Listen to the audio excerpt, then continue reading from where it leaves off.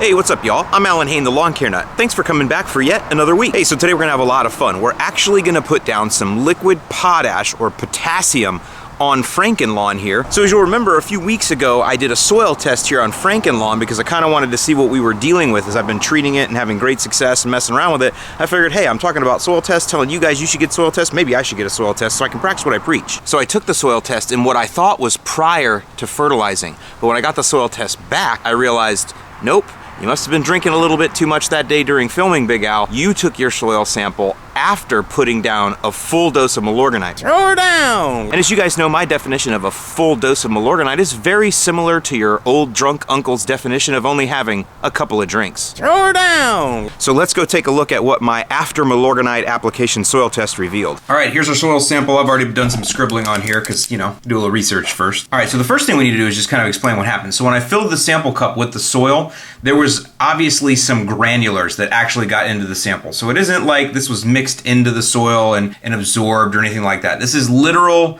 granules of Milorganite got into the sample. How many, I don't know, but enough to definitely throw some things off. Interestingly enough, though, we can still get some pretty cool directional data. So as you'll remember that for each of these elements going across, we have macronutrients and micros, and I'll link below to the video that I did on a normal soil sample in Bluffton, South Carolina, so you can kind of look at that for comparison. But as you'll remember, macros and micros, and then anything that falls in the green is telling you that you're in the optimal range. However, keep in mind that it's not that the optimal range for each of these is not the same. And that's important to look at here. So for example, let's see if we can get down here. Let's see if we can make this work. So what you can see then is total nitrogen. Optimal range is 18 to 16 parts per million. My soil was at 9.57 parts per million, and so they're putting me up into the optimal range. They're saying you're good. So obviously some granules got into the sample, indicating some N. Interestingly enough, though, P, or phosphorus, the parts per million there, optimal is 4 to 10, and I'm at 34.5. Holy cow. So that's why this is thrown way off. So what I don't know, though, is on each individual granule or granular, how consistent are they from grain to grain to grain to grain in the Milorganite? So that's why we can't take this data at 100% face value. We have to just use it directionally.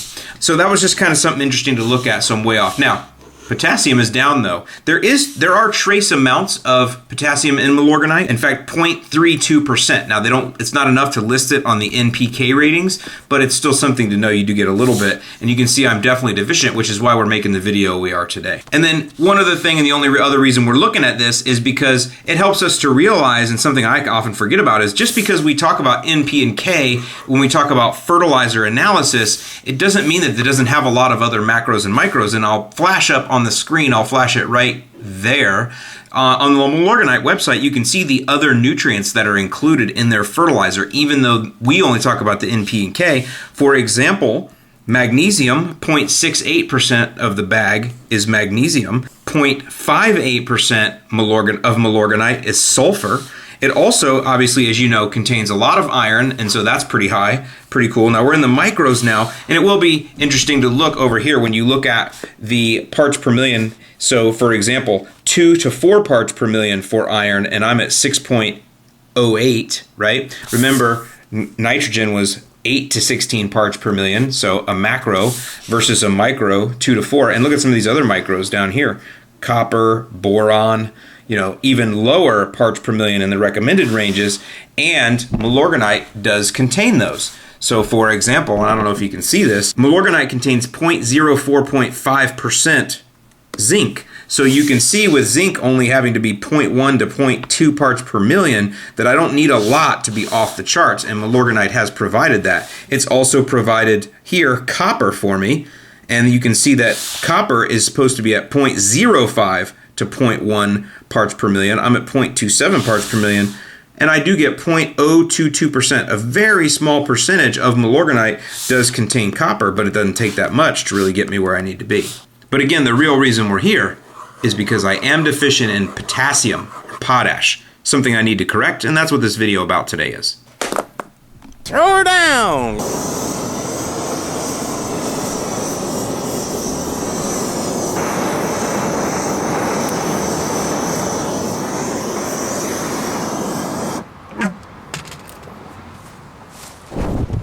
Interestingly enough though, I've actually been able to keep the Bermuda here from going dormant this year so far.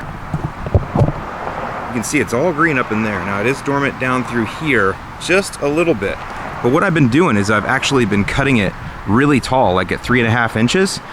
And so it's been able to sustain just this small little bit on top that's green, this green little fluffy patch on top. The other thing I've been doing is I've been irrigating regularly, in fact every other day, and I also think that helps to keep it from going into dormancy. It's definitely slowed down a lot. You know, Bermuda, typically in the middle of the summer, you got to cut it twice a week, sometimes even 3 times a week if you're mowing low and you want to keep it nice and tight trimmed.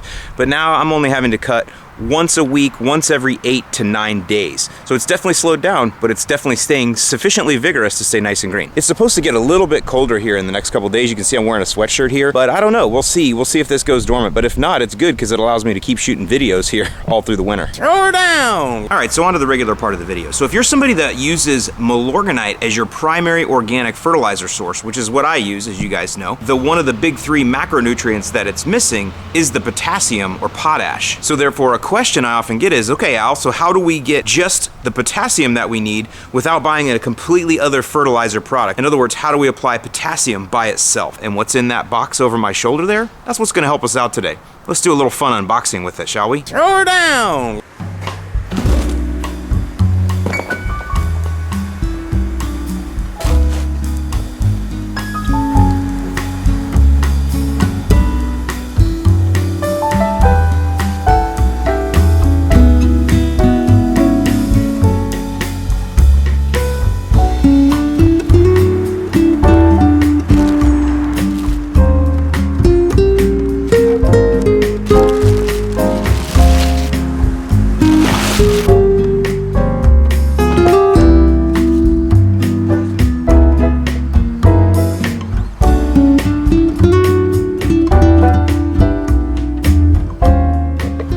Alright, so I'm reading my label here, and usually I go over this stuff inside the studio or whatever, but we'll just do it live out here in the field today.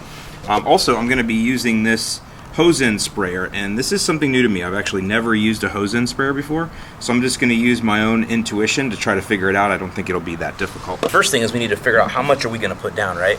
So they've got application kind of minimum maximums here, and again, this is not a pesticide, so the label is important, but it's a little bit different. You know, with pesticides, you have a lot more things that you need to be concerned with. Here, since this is a macronutrient, not quite as much, but you still need to read it, obviously. So the first thing is 4 to 8 ounces per 1,000 square feet. So that's kind of telling me, okay, so more than 8 ounces in one application is not a good idea, right? 4 to 8 ounces every, what does it say, 14 days. So that just tells me it's probably going to be a waste to put down more than 8 ounces at one time. So how much potassium will that give me? And that's what they have conversion rates down here for. So 8 ounces of this product across 1,000 square feet will deliver 0.19 pounds on the ground of potassium. Now the next thing I need to figure out is, well, how much water do I need to add to that mix to make it work right? We once again can go back to our label, and you're going to see here that it says apply 4 to 8 ounces per 1,000 square feet of K25 every 14 days and a minimum of 2 gallons of water per 1,000 square feet. Now, we're not going to have a problem with that, but the reason they're giving you that is because you could actually apply this product with a hand can. In fact, when I talked to Sebastian at Solutions, he actually prefers a hand can, and so do I, but I figured I wanted to try a hose end sprayer as it's something we haven't done on the channel before, and so I think it'll be good content for you guys. But we need a minimum of 2 gallons. All right, so now here we are back out here at Frankenlawn. So the cool thing is, and those of you guys who have been watching for a while know, this is 1,000 square feet Frankenlawn right here. So kind of easy, right? It's another reason why I always harp on you guys to build a map of your property, because that map lets you see 1,000 square foot increments or 5,000 square foot increments, so you can do easy math for your application. So here's the deal. We're going to have right here, we're going to fill this up to 8, right? Because we're going to have 8 ounces of active ingredient that we need to get rid of. And the idea is that we can adjust the flow. So the hose goes in here, and we'll be able to adjust the flow using this little lever right here, and what that'll do is it'll just adjust how much comes out. So what we need to understand is, how long is it going to take to spray 8 ounces of product out of this apparatus, and what setting are we going to use? And then we can set it up so that it will spray out in a kind of logical way across this 1,000 square feet. See, because what I don't want to be doing is standing here for like 30 minutes spraying, going back and forth, trying to just cover this 1,000 square feet. On the flip side though, I don't want it to burn out in like 10 seconds because there's no way I could cover this 1,000 square feet in only 10 seconds. So I need to do a little testing here and figure out the outputs and where I should adjust this little puppy. Laid out by doing a little math to figure out how long it'll take to do 8.